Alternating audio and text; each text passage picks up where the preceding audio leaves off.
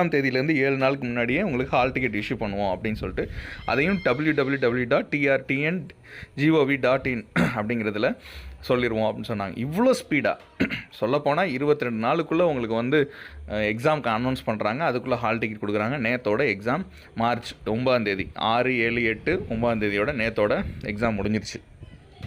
இப்போ இதுக்கான cut off இதை வந்து என்னைக்கு கொடுப்பாங்க, அதுக்கப்புறம் வந்து மொத்தமாக இதை எப்படி பண்ணுவாங்கன்னா, ஆக்சுவலாக வந்து இது எல்லாமே கம்ப்யூட்டர் டெஸ்ட்டுங்கிறதுனால ஜஸ்ட்டு ஒரு என்ட்ரை தட்டினா போதும். மீடியன் எவ்வளோ பேர் பண்ணியிருக்காங்க, அதுக்கான ஆன்சர் சேலஞ்சுக்கு எத்தனை பேருக்கு பண்ணணும் அப்படிங்கிறது.